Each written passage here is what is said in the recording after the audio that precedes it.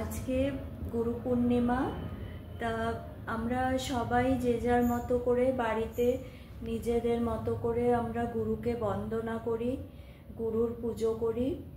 আমাদের সবারই কারো না কারো যে যার মতো গুরু আছে। তা গুরু পূর্ণিমার দিনটা শুধু নয়, তা আমাদের দেখুন, আমাদের গুরু কিন্তু আমাদের জীবনের মানে কাল আজকে তো গুরু পূর্ণিমা, কিন্তু আমাদের জীবনে গুরু কিন্তু সত্যি প্রতিটা দিনেই আমাদের জীবনে গুরু পূর্ণিমার মতনই। গুরু ছাড়া আমাদের জীবনের প্রতিটা দিনই অমাবস্যার মতোই হয়ে যাবে।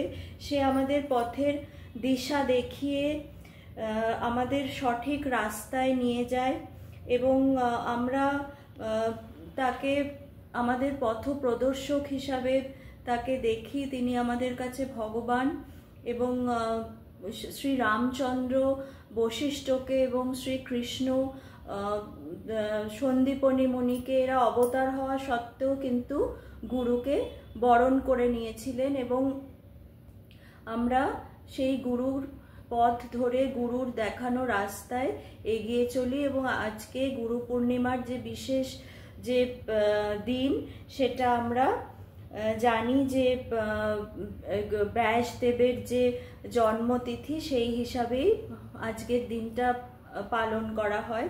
এবং জানি যে গুরুর যে অর্থ সেটা কতটা বিশাল, যে গু মানে অন্ধকার এবং রু হলো আলো, যে গুরু আমাদের অন্ধকার থেকে আলোর পথে নিয়ে আসে। এবং এই যে শ্রাবণ মাসের যে পূর্ণিমা, এটিকে ব্যাস পূর্ণিমাও বলা হয়। এবং পরাশর মুনি এবং সত্যবতীর যে পুত্র ব্যাসদেব, তিনি এই দিন জন্মগ্রহণ করেন। এবং ব্যাসদেব যে তার কৃষ্ণ বর্ণ এবং তিনি একটি দ্বীপে জন্মগ্রহণ করার জন্য তাকে কৃষ্ণ দ্বৈপায়ন তার নাম ছিল। এবং ভগবান ব্যাস তিনি বেদ যে লেখেন, তিনি 4টি বেদ, ঋগ্বেদ, শ্যামবেদ, যজুর্বেদ এবং অথর্ববেদ 4টি ভাগ করেছিলেন এবং সেই জন্য তিনি বেদব্যাস নামে আমাদের কাছে পরিচিত। এবং সবথেকে বেশি আমরা জানি যে তিনি মহাভারতের রচয়িতা, যেটিকে নাকি পঞ্চম বেদ হিসাবেও ধরা হয়। এবং মহাভারত 18টি পর্ব নিয়ে আছে এবং তিনি 18টি পুরাণেরও রচয়িতা এবং সনাতন ধর্মের তিনি সৃষ্টিকর্তা। তাই এই জন্য এর থেকে যে শুভ দিন আর কি হতে পারে, যে এই দিনে আমরা আমাদের গুরুকে পূজা বা বন্দনা করি। আমাদের তো 33 কোটি দেব দেবতা, তার মধ্যে গুরুর যে মাহাত্ম্য সেটি নিয়ে প্রশ্ন ওঠে। অনেক সময় প্রশ্ন ওঠে যে আমরা গুরুকে আগে রাখবো না ভগবানকে আগে রাখবো। তা সেটা কিন্তু যে যার গুরুর যা আমাদের কাছে কিন্তু আমরা সেটা স্বয়ং ভগবানই কিন্তু বলে দেন যে কৃষ্ণ নারায়ণ সব জায়গায়, গীতাতে সব জায়গায় কিন্তু গুরুকে আগে রেখেছেন। ভগবানের কাছে ভগবানের থেকে আগে গুরুকে রেখেছেন। এবং এই যে একটি গল্প আছে যেটি গুরু পূর্ণিমার দিন আপনাদের সঙ্গে বললে আমার খুব ভালো লাগবে। যে একবার একটি জমিদারের একটি মেয়ে ছিল, তার নাম ছিল হৈমবতী। তা হৈমবতী খুব নারায়ণের ভক্ত ছিল।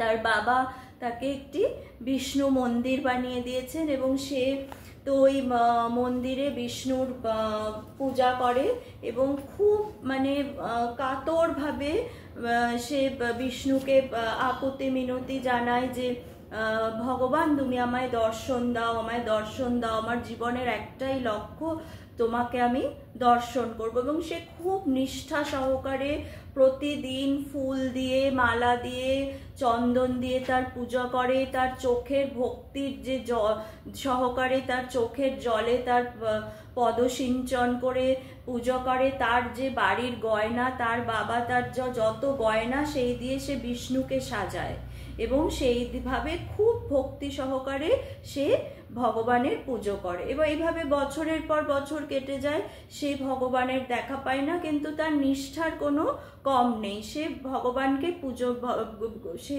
বিষ্ণুকে পুজো করে যায়।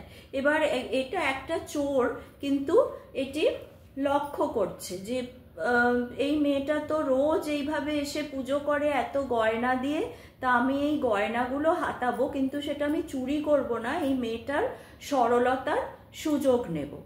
এই বলে সে কি করে, একদিন একটি সাধু বেশে সেই মন্দিরে ঢোকে। তখন হৈমবতী খুব আকুলভাবে বিষ্ণুর কাছে তার দর্শন লাভের জন্য প্রার্থনা করছিল। এবার পেছনে ফিরে দেখে যে একজন সাধু দাঁড়িয়ে আছে। তা হৈমবতী সাধুকে দেখে তো খুব খুশি হয়।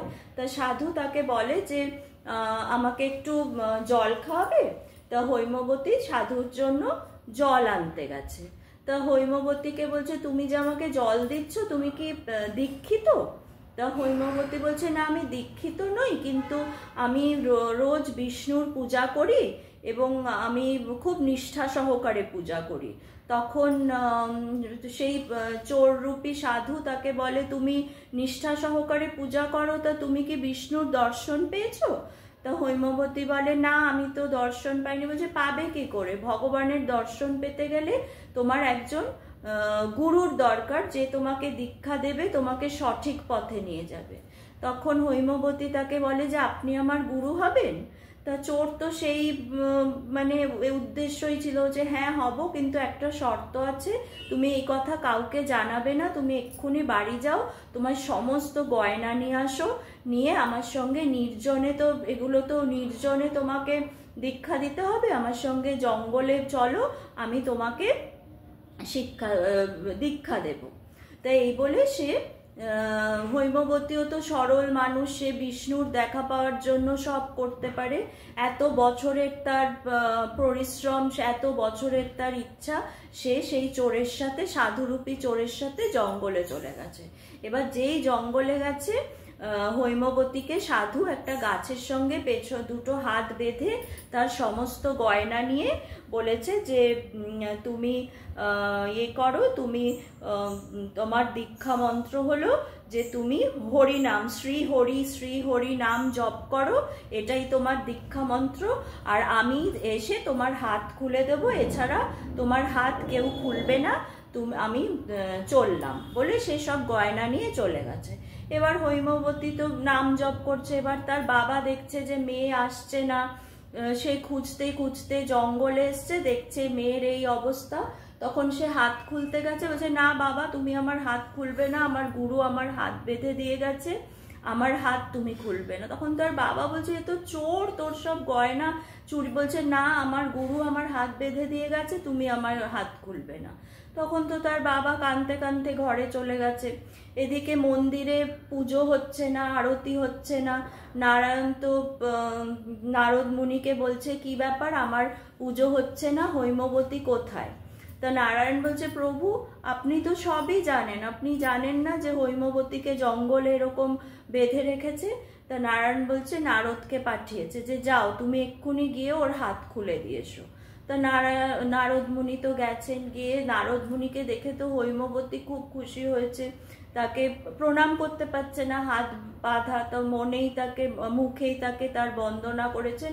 তখন নারদ মুনি বলেছেন যে আমি তোমাকে হাতটা খুলে দিচ্ছি, তুমি বেরিয়ে এসো। বলছে না না না, আপনি আমার হাত খুলবেন না, আমার গুরু আমাকে হাত বেঁধে দিয়ে গেছেন এবং ইষ্ট মন্ত্র দিয়ে গেছেন, আমার নারায়ণের মন্ত্র আমি জপ করছি। বলছে না, সে একটা চোর, সে তোমার সঙ্গে ছলনা করেছে। বলেছে না, আমার গুরুই আমার হাত খুলবে এবং এছাড়া আমি আমার হাত কারোর কাছে খুলবো না। তখন নারদ মুনি তো গেছে, গিয়ে নারায়ণকে জানিয়েছে। তখন নারায়ণ স্বয়ং সেখানে উপস্থিত হয়েছে এবং হৈমবতী তো নারায়ণকে দেখে মানে কি করবে, তার চোখ দিয়ে জল পড়ছে। এত বছরের তার সাধনা, যে মানে যেই নারায়ণকে তিনি দেখার জন্য মানে এত মানে আগ্রহ, সেই নারায়ণ তার সম্মুখে এসে দাঁড়িয়ে আছে। তখন নারায়ণ তাকে বলল যে হৈমবতী, এবার আমি তোমার হাত আমি খুলে দিলাম। তখন খুলে দেব। তখন হৈমবতী বলছে, না প্রভু, আমি তো তোমার কাছে হাত খুলতে পারবো না, আমাকে তো আমার গুরু হাত বেঁধে দিই। বলছে, না, সে তো গুরু নয়, সে তো চোর। বলছে, না, সে চোর হোক, কিন্তু এই গুরুর জন্যই তো আমি আপনার দেখা পেলাম। এত বছর যে আমি আপনার পুজো করেছি, আমি তো আপনার দেখা পাইনি। এই যে গুরু আমাকে এখানে হাত বেঁধে মন্ত্র দিয়ে গেছে, তার ফলেই তো আপনি আমার কাছে এলেন। তো এই গুরু যতক্ষণ না আমার হাত খুলবে, আমি কিন্তু আমি এই হাত আপনাকে দিয়ে খোলাবো না। তখন নারদ মুনিকে বললেন, যাও ওই চোরকে নিয়ে আসো। তখন নারদ মুনি বললেন, ওকে কোথায় পাবো? নারায়ণ বললেন যে, দেখো গিয়ে ওই গাছের নিচে বসে ও টাকা গুনছে। তখন নারদ মুনি দেখলেন যে হ্যাঁ, ঠিক ওখানে আছে। তো সেই চোর তো নারদ মুনিকে দেখে খুব ভয় পেয়ে গেছে যে, প্রভু আপনি আমাকে ক্ষমা করে দিন, আমি এরকম পাপ কাজ করি। বলছে, তুমি পাপ কাজ করো কি করো, আগে চলো গিয়ে তুমি ওই মেয়ের হাত খোলো, হাতের বাঁধন খোলো। তারপরে সেই চোর গিয়ে নারায়ণের কাছে ক্ষমা প্রার্থী হয়ে হৈমবতীর হাত খুলে দিয়েছে। এবার তখন কি হয়েছে, তখন সেই মেয়েটি বাঁধন খুলে দিয়েছে এবং হৈমবতী তখন ভগবানকে প্রশ্ন করেছে যে, প্রভু আমি কাকে বড় মনে করব, যে আপনাকে না আমার গুরুকে? তাহলে এবারে নারায়ণ বলছে যে, আমি তো এই জগৎ সংসারের মালিক, আমি হলাম মানে আমাতেই সব সৃষ্টি আর আমাতেই লয়, কিন্তু আমাকে পেতে গেলে এই পার্থিব জগতে গুরুর প্রয়োজনীয়তা আছে। গুরু ভগবানকে পেতে সাহায্য করে। এই সব কারণে এই মায়ার জগতে গুরুই শ্রেষ্ঠ। তাহলে এই যে সদ্গুরু, কিন্তু তাকে এই গুরুকে একজন সৎ গুরু হতে হবে। সেই সদ্গুরুই আমাদের সঠিক পথ প্রদর্শন করবে। এই যে ভগবানকে পাওয়ার জন্য শুধু নয়, যে কোনো কাজে এই যে গুরুর প্রয়োজন, এই যে অন্ধবিশ্বাস নিয়ে যে হৈমবতী যে হাত খুলল না, এই যে তার গুরু, তাকে সবাই বলল যে তোমার এই গুরু না, এ চোর, কিন্তু ও বিশ্বাস, মাথায় দৃঢ় বিশ্বাস নিয়ে, অন্ধবিশ্বাস নিয়ে গুরুর উপর যে সে নাম জপ করে গেল, এই বিশ্বাসটা যদি আমাদের মনে থাকে গুরুর উপর, যে আমরা গুরুর কথা মেনে চলবো, তাহলে যে কোনো, শুধু ভগবানকে পাওয়ার জন্য না, যে কোনো কাজে, কর্মক্ষেত্রে, পড়াশোনার ক্ষেত্রে, সব দিকে কিন্তু আমরা ভগবানের সাহায্য পাব। এবং এই যে আমাদের কোনো বিপদের সময় আমরা, আর গুরু যে সবসময় যে হিমালয় থেকে নেমে আসতে হবে বা কোনো সন্ত হতে হবে তাও কিন্তু না। গুরু আমাদের সবার মধ্যেই আমাদের গুরু আছে। আমরা আমাদের পিতা মাতার মধ্যে গুরুকে খুঁজে পেতে পারি, কারোর বন্ধুর মধ্যে গুরুকে খুঁজে পেতে পারি, কারো আত্মীয় স্বজনের মধ্যে গুরুকে খুঁজে পেতে পারি। এই যে মহাভারতের 2য় অধ্যায়ে অর্জুন কৃষ্ণকে গুরু হিসাবে পেয়েছিল, কৃষ্ণ তো তার সখা ছিল, কিন্তু 2য় অধ্যায়ে যখন সে দিশেহারা হয়ে গেল, সে তার গান্ডীব কৃষ্ণের সামনে ফেলে বললেন, আমাকে তুমি পথ দেখাও, আমি কিছু ভেবে পাচ্ছি না। তখন সে কৃষ্ণকে তার গুরু হিসাবে মেনে নিল। তো গুরু কিন্তু সবসময় সবার পথ প্রদর্শক, সবসময় যে তাকে মানে একজন জটাধারী একজন হিসাবেই থাকতে হবে তা কিছু না। তিনি একটি সচ্চিদানন্দ শক্তি, এবং সবসময় যে মানে আমাদের গুরু তো আর দেহে নাও থাকতে পারে, যেমন আমাদের বাবা, আমাদের সচ্চিদানন্দ সদ্গুরু সাইনাথ মহারাজ, তিনি আমাদের দেহে নেই, কিন্তু আমাদের মধ্যে তিনি আমাদের ভালোবাসায়, আমাদের ভক্তিতে তিনি আছেন। এবং তার যে শক্তি, তার যে গুরু শক্তি, সেই শক্তির মধ্যে আমরা তাকে খুঁজে পাই।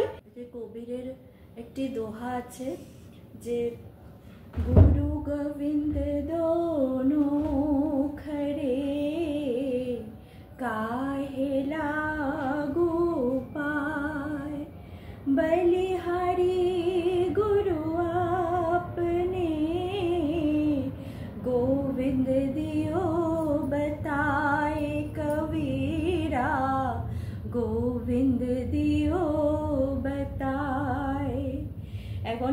পরিস্থিতি যেখানে গুরু এবং ঈশ্বর সামনে দাঁড়িয়ে আছেন, কিন্তু আমি কাকে প্রণাম করব? সেখানে কিন্তু গুরু আমাদের স্বয়ং গোবিন্দ ঈশ্বর গুরুকে প্রণাম করে সম্মান জানাতে আমাদের বলে দিলেন এই কবিরের দোহার মাধ্যমে। তাই সেরকমই আমরা গুরু যে সচ্চিদানন্দ যে শক্তি, তাকে আমরা বরণ করে নেব এই গুরু পূর্ণিমাতে। তিথি শুধু নয়, সারা জীবনের জন্য গুরু আমাদের পথপ্রদর্শক। তাই কারণ গুরুর ব্রহ্মা, গুরুর বিষ্ণু, গুরুদেব মহেশ্বরা, গুরু সাক্ষাৎ পরম ব্রহ্ম, তস্मै শ্রী গুরবে নমঃ। गुरु कृपा ही केवलम, कृपा ही केवलम, कृपा ही केवलम शरण्ये। शरणागत हम, शरणागत हम, शरणागत हम शरण्ये। नमो श्री गुरवे, नमो श्री गुरवे, नमो श्री गुरवे, नमो नमो।